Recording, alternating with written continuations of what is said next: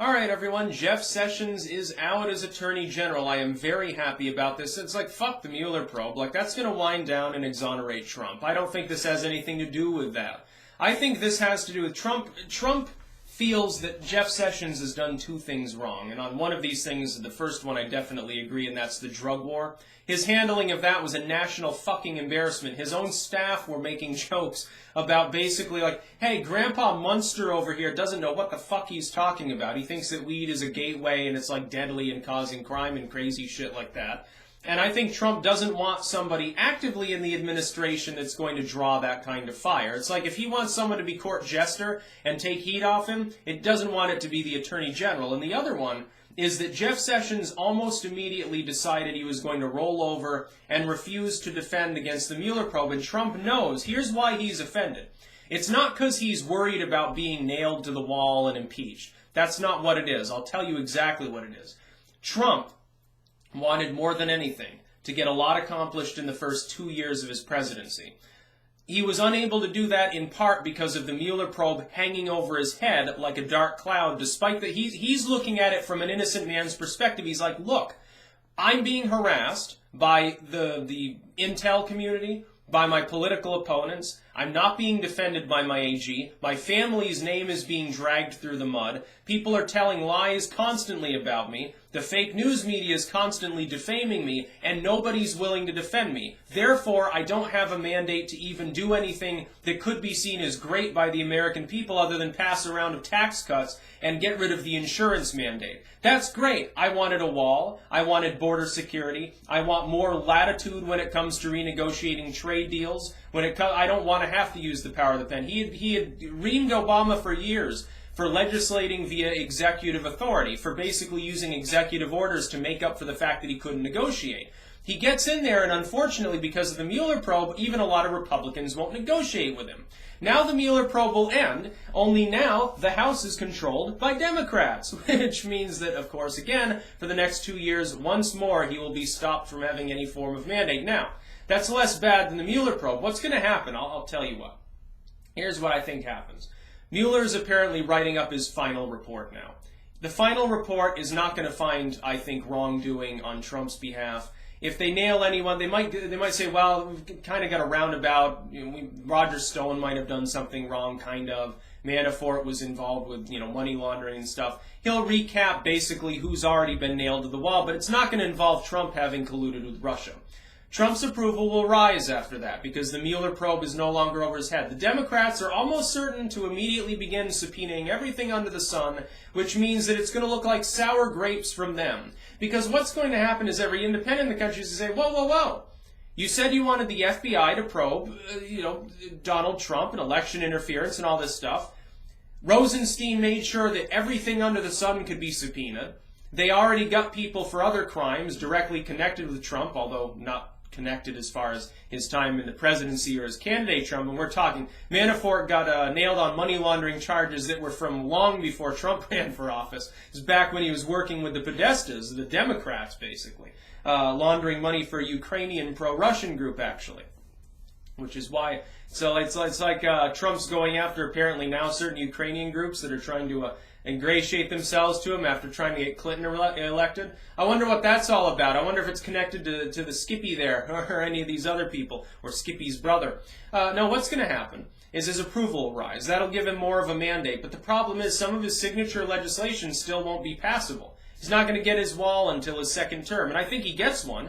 I think the Republicans are going to end up wiping the floor with the Democrats in the House. Come 2020, Trump probably gets reelected, and then he gets this. He wanted it in one term. I honestly think Trump didn't even want to serve a second term. He wanted to ram through the wall and a few other major things in the first term and say, look, I've accomplished more in one term than Obama did in two, plus Bush in 2 terms, and then Clinton and Herbert Walker as well. I'm the greatest person in the world. Fuck everyone. Bye. And then he would retire, essentially, go back to being just Big Don and having, more entertainment slots or something.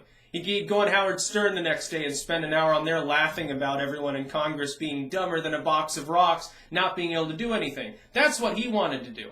Remember what I said when he was running. I said his primary motivation is the Triple Crown. The Triple Crown is money, power, and fame. And they tend to go hand in hand. Once you have one, the others are more achievable. You got a lot of money, you can definitely make a name for yourself. And that can definitely get you a position of somewhat power if you're donating to political campaign stuff. Trump's already a billionaire. He's already a worldwide brand that everyone knows the name of. He's like American royalty, as close as you can get to it because of his name recognition. So he's already got two of those little jewels. He wants the third for his crown. He wants to be the president, but he doesn't want to just be a president.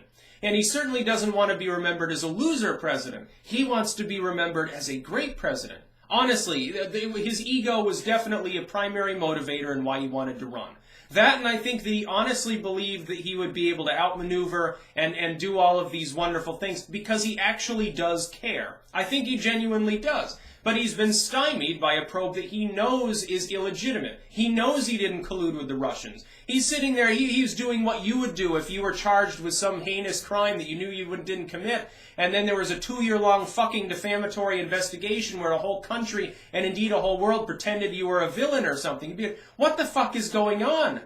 And then you're in a position of political authority, so you can't just come out and say, look, I'm fucking innocent. What the fuck are you smoking? Fuck all of you morons. You can't do that because of the position that you're in.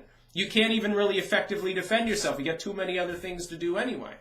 And so I think Trump is miserable because of that. I think that he's genuinely unhappy because he genuinely wants to help with these things, and now he's going to wait 2 more years and definitely seek re-election, which I don't think he wanted to do.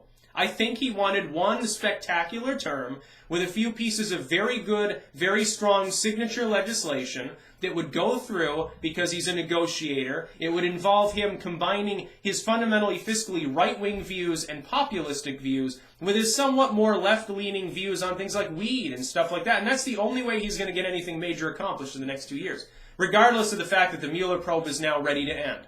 It's going to end in the next few days, probably. It's going to be monumental. It's going to be hilarious. Here's the thing. To Trump, biggest piece of advice that any sane person can give him, strike a grand bargain the Democrats can't refuse and that the Republicans won't refuse. Hold it over their heads. Tell them, hey, I don't care if weed is legal nationwide. Come out with a moral story. You spoke briefly about medical marijuana helping some people with chronic conditions that you yourself knew. Browbeat them in a moral sense. Say, hey, we need to be merciful towards these people. It shouldn't be seen as a crime. I don't smoke weed. I don't want to. I'm stone cold sober. But if somebody else uses it, I don't think it should be considered a crime. If the states want to impose like a fine or something, they have decriminalization, civil possession laws or something, okay, but it shouldn't be federally considered a crime. The Democrats want that. Combine it with another round of mild tax cuts, something that's fairly innocuous. Just a mild cut to middle and working class taxes. Don't aim any of that tax relief at people that make above a certain threshold, $250,000 a year. I know that you understand that fiscally speaking that's a good idea, but it'll allow your opponents to tackle you if you do that. Make a grand bargain. You do something like that, wonderful. Then go after Silicon Valley. That's a winning issue. Right now, the deplatforming, in the wake of things like Antifa attacking Tucker Carlson's home, it looks more important than ever to combat left-wing political intimidation. A lot of it happens online. That's the new battlefield. It's the internet. It's not, Tucker Carlson's front door getting splintered because some weak-ass Antifa member couldn't break it down fully while his wife was hiding in the pantry. By the way, why is that dude no guns when he's a public figure that's politically active? No politically active figure should ever be without some sort of self-defense at all times. I carry a knife anywhere that I go, just in case I get attacked. I'm not crazy. I'm not stupid. It's never going to happen. That's about all. Peace out.